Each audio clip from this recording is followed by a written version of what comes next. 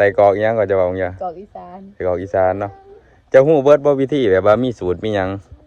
ปรุงเคยเฮ็ดบ่บอกเคยเฮ็ดบ่เคยแต่เฮาไปหาปอกก็มาแต่ว่าวิธีย่างจักเบิด โอ้ วิธีย่างจักเบิด ทานนี่เฮาเฮ็ดแนวใดทาน ทานเฮาก็ต้องดังคือจังว่าอิหยังว่าเฮากะละมังบ่ กะละมังมันใหญ่ค่ะกะละมังเล็กทานเอาใส่หั่นเต็มหั่นแล้วก็ลังขึ้นให้มันสุกก่อนให้ทานสุกทานสุกหมายความว่าให้มันไหม้เบิดแล้วก็เฮาก็ค่อยทุบมันพอทุบให้มันเจ็บๆแล้วก็เอาเท้าใส่ใส่ทมเบิดโลดเด้อทมเบิดแล้วก็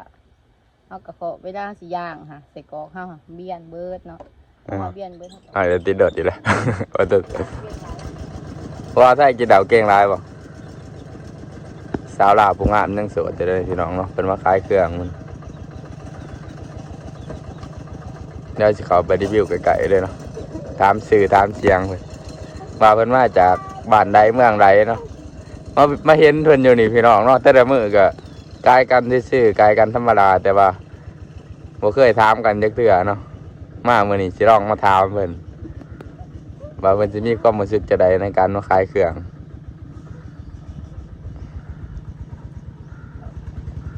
สิไปสอบถามเพิ่นว่ามีแผ่นนะบ่แล้วก็ซื้อหยังมาจากไสเนาะเหตุผลก็อยากรู้จักเพราะว่าเห็นเพิ่นว่าขายแต่ละมื้อก็แถวคำบอนแถวไฮมัดนี่แหละแล้วก็สิถามเพิ่นว่าเคยไปทำงานอยู่ประเทศไทยหรือบ่เคยมีแผ่นจักคนเคยอกหักจักเทื่อเนาะสิไปถามเพิ่นว่าเพิ่นว่านักแล้วเดี๋ยวขอไปรีวิวเพิ่นใกล้ๆเลยอันน้องขอถามหน่อยเด้อเอ้ยชื่อหยังก็เขินๆนะตอนนี้โอ้งามเลยนี่พี่น้องเนาะสาวลาวบ่นี่เป็นคนลาวบ่หรือเป็นคนไทยนี่คนลาวโอ้เป็นคนลาวเคยมีแผ่นนะบ่เคยมีแหละเคยมีเด้เนาะแต่ว่าปัจจุบันนี่ก็ยังคบกันอยู่บ่โสดปัจจุบันโอ้ปัจจุบันโสดพี่น้องเอ้ยเอ้ยชื่อหยังดิชื่อแสงเอ้ยแสงเนาะเพิ่นมาขายรถพ่วงเนาะพี่น้องเนาะมื้อนี้เนาะรถพ่วงข้างเพิ่นมาแบเพราะว่าฝนตกเพิ่นก็เลยมาสนอยู่ผมมีหยังเนี่ยของขายจ้ะนี่นางเข้มนี่บ่โอ้เหล่าขาวเมืองลาว เหล่าขาวเมืองลาวกว่าเท่าไหร่นี่ 10,000ถ้าเป็นเงินบาทเท่าไหร่นี่ถ้าเป็นเงินบาท40 บาท40 บาทบ่แม่นบ่20 บาทมั้ง20 บาทเนาะเดี๋ยวนี้เงินบาทก็600,000เลยเนาะแม่นบ่1,000 600,000ปลายบ่แม่นจะมาขายแต่ละมื้อก็ขาดเบิดบ่ขาดเบิดให้ผู้บ่าวซื้อซอยโอ้ยผู้บ่าวซื้อซอยบ่ เขามาซื้อกับคุ้มบ่หรือว่าแนวไหนหรือว่าเขามาซื้อเองบ่เขาเต็มใจซื้อโอ้แล้วว่าถือไม้ค้อนไปใส่เขาบ่แม่นบ่ย่านว่าสิซื้อก็ซื้อได้นี่แบบนี้บ่แม่นเนาะบ่แม่นบ่คือหมู่กล่องไหนโอ้หม้อกล่องเป็นแนวใดหม้อกล่องหมู่กล่องนี่บ่ไหวหมู่กล่องนี่บ่พวกนี้นี่บ่ผู้จับโทรศัพท์หั่นน่ะโอ้ข่อยนี่บ่มือกล่องอันนี้บ่อยากข้ามปานใดไปขายของก็บ่เฮ็ดหยังหรอก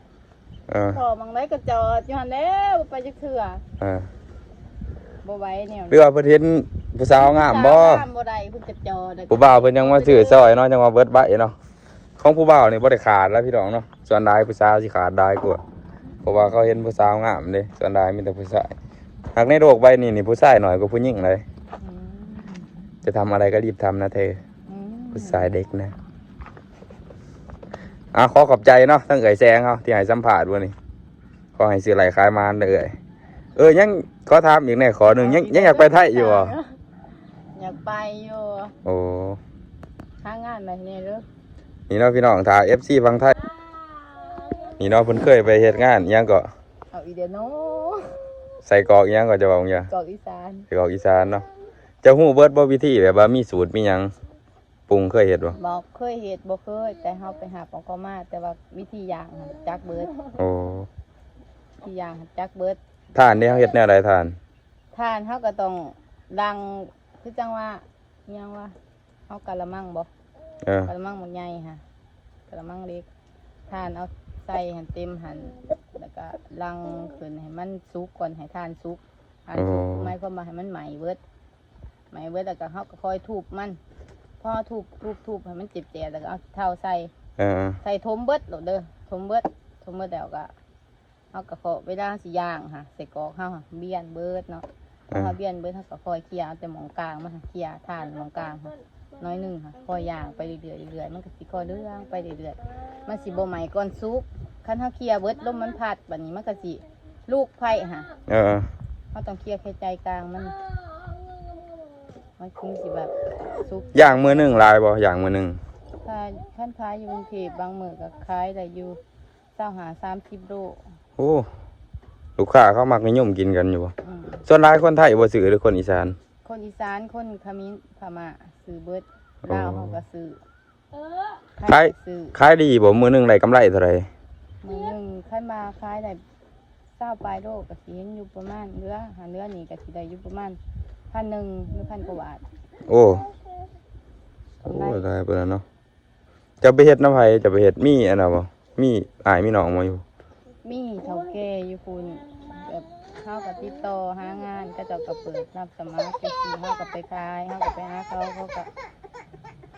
เอาเฮาเข้าไปเฮาก็ไปขายกี่เปอร์เซ็นต์เอาเฮาบ่ได้ขายเป็นลูกจ้าง แต่รถขวางเขาเปิดเป็นรถขวางเขาแล้วก็เฮาก็หับใส่กล่องเขามาขายเขาคิด บักหุ่งกระตำบ่ บ่ได้ตามขายใส่กล่องอย่างเดียว ใส่กรอกอย่างเดียวเนาะอันนี้ก็คืออันนั้นเนาะพี่น้องนำเสียงเนาะของเอื่อยผู้หนึงในคนลาวเนาะที่ว่าไปทำงานอยู่ที่ประเทศไทยพี่น้องเนาะนายจ้างนายหยังเพิ่นก็ดีอยู่บ่ ดีนะจังดี โอ้เพิ่นเคยให้ของให้หยังอยู่บ่ เพิ่นก็คือว่าแล้วเพิ่นก็ซ้ำเฮาจะข่อยแค่เพิ่นก็หากินไปบ้านๆนะฮะเพิ่นก็บ่ได้มีอิหยังมากมายแต่ว่ามีเรื่องหยังเพิ่นก็ซอยเหลือเฮาได้ โอ้ ถามว่าเพิ่นให้บ่เพิ่นให้เฮาให้อาชีพเฮาก็ดีแล้วรถก็รถเพิ่นเฮาบ่ได้เศร้าแค่เฮามีน้ำจิตน้ำใจให้เพิ่นก็พอ โอ้ เฮาหับใส่กรอกเขามาขายจังซี่นะไปที่ใส่กรอกเฮาก็เอาใส่กรอกเพิ่นมาขายกินเป็นเส้นแค่นั้นแหละเดี๋ยวก็เพิ่นคิดเป็นกิโลเฮาก็คิดให้แค่เป็นกิโลให้เราทุกอย่างเฮาก็ซื้อเองเบิดซื้อเองคือหมายถึงว่าธงแล้วก็ในเสียบลูกชิ้นได้เสียบใส่กรอกใหม่ค่ะแล้วก็แนวอย่างอิหยังสิเฮาซื้อเองเบิดมักพริกของกินกับผักสู้ขิงซื้อเองเบิดเอาหับแค่ใส่กรอกกับรถเขา แหมมันบ่แม่นบ่ใส่กรอกแบบสำเร็จมาปิ้งโดดหรือว่าเฮามาปรุงอีกบ่ บ่สำเร็จแล้วมัดแล้วเรียบร้อย โอ้ เขาเคยมาขาย บัดคิงว่าหยังเฮาซื้อมาหยังซะ ขิงเขาซื้อมากินกับ โอ้มันต้องกินกับคิงบ่ ตะกินกับขิงพริกแล้วก็ผักกะหล่ เฮ็ดน้ำจิ้มอีกว่านี่ ำจิ้มบ่เฮ็ดก็ได้บ่เฮ็ดเขาบ่ได้เฮ็ดสูตรก่อน โอ้มันเข้ากันกับคิงเนาะใส่กรอกอีสานนี่เนาะ ขิงรอ มีหลายร้านอยู่บ่หรือว่ามีแต่สาขาเดียวบ่ หลายบางคนเขาก็เฮ็ดเองขายเอง โอ้ขายทางออนไลน์ก็ขายบ่หรือว่าขายแต่ในเขตชุมชนทั่วไป ที่ขายแทนในเขตชุมชนแล้วก็ท่านคนเขามาสั่งซื้อก็เฮ็ดให้เขาแค่ขายแค่ในเขตตลาดไทย โอ้ อยู่ชุมชนแค่นั้น บัดนี้ มีคนงานเฮ็ดนํกันจักคนหรือว่าเฮ็ดแต่ผู้เดียวบ่ มีสาขาบ่มีจักคนบ่7-8 คน8 คนไหนบ้าง เขาจักโมงเลิกจักโมงเลย แต่เฮาตื่น บ่มีเวลาจำกัดบ่ แบบคล้ายๆว่า คือเฮาไปเฮ็ดงานเฮาเองนี่แหละแต่ว่า โอ้ ตื่นเฮาเพราะว่าของจังซี่เฮาขายยามแรง เพิ่นก็บ่ได้คุ้มหรือหยังบ่นายจ้าง บ่ได้คุ้ม บ่ อืมแค่แบบเฮาไปขายยามแรงเฮาไปขายยามแรงแม่นบ่เฮาก็ตื่นประมาณ 10 โมงเพื่อไปก่อทานเพื่อไปเตรียมของเพื่อไปย่างให้มันสุกน้ำแน่เฮาออกขายได้เลยประมาณบ่ายโมงหรือว่า11 โมงจังซี่หรือว่า12เฮาก็ไปได้เที่ยงเฮาก็ไปได้แต่ว่าประมาณนั้นก็สิบ่ค่อยมีคนซื้อปานใดดอกที่ตอนค่ำๆตอนเขาเลิกงานเขากินเหล้ากินเบียร์มันคล้ายๆมันเป็นกับแกล้มหั่นนะ เออ ตอนแรกเขาขายได้ เอาเนาะพี่น้องนี่ก็คือน้ำเสียงเนาะของเอื่อยผู้หนึ่งเนาะสาวลาวที่ไปทำงานอยู่ที่ประเทศไทยพี่น้องเนาะก็ดีเนาะเอื่อยเนาะที่ผ่านมาเนาะดีหลายเพราะอยู่แต่ว่าเนาะทางไทยก็พออยู่เนาะเอาเนาะพี่น้องสำหรับคลิปนี้พี่เนาะก็จะมีเพียงสำนี้เด้อถ้ามักถ้าชอบก็อย่าลืมฝากกดไลค์กดแชร์กดติดตามเพื่อเป็นกำลังใจให้ทั้งสอง YouTube บ่าวเอิกลาวไต่น้ำเด้อพี่น้องเนาะสำหรับคลิปนี้พี่นี่ก็จะมีเพียงสำนี้ขอกล่าวคำบ่าสบายดีพี่น้องฝากติดตามพี่ใหม่ในเด้อบ๊ายบาย